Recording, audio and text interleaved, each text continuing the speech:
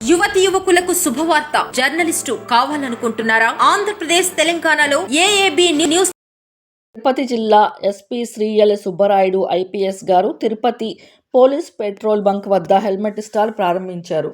ఈ స్టాల్లో కేవలం ISI mark గల నాణ్యమైన హెల్మెట్లనే సరసమైన ధరకు వాహనదారులకు అందుబాటులోకి తీసుకువచ్చినట్లు జిల్లా ఎస్పీ గారు తెలిపారు.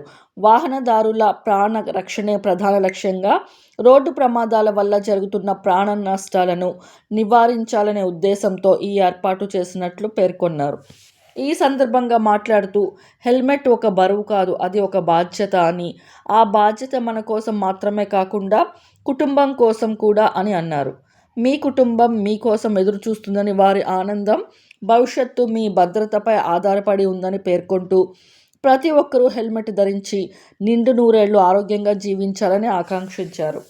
నిర్లక్ష్య డ్రైవింగ్ చేయటం వల్ల మీతో పాటు ఎదుటివారి కుటుంబం కూడా రోడ్డున పడుతుందని, అలాగే హెల్మెట్ లేకుండా ప్రయాణించడం ఎంత ప్రమాదకరమో ప్రజలు గ్రహించాలని సూచిస్తూ గత రాత్రి జరిగిన రోడ్డు ప్రమాదంలో హెల్మెట్ ధరించకపోవడం వల్ల 2 వ్యక్తులు ప్రాణాలు కోల్పోయిన ఘటనను గుర్తు చేశారు.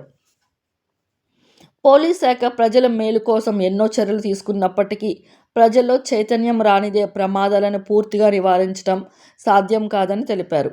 ఇది పోలీసుల ఆంక్ష కాదు, ప్రజల భద్రత కోసం చేస్తున్న విన్నపమని స్పష్టం చేస్తూ ప్రతి వాహనదారుడు నాణ్యమైన హెల్మెట్ ధరించడం అలవాటుగా మార్చుకోవాలని విజ్ఞప్తి చేశారు. ఇకపై drunk and drive, rash driving వంటి ప్రమాదకర చర్యలకు పాల్పడిన వారిపై కఠిన చర్యలు తీసుకుంటామని, అవసరమైతే జైలు శిక్ష కూడా విధిస్తామని హెచ్చరించారు.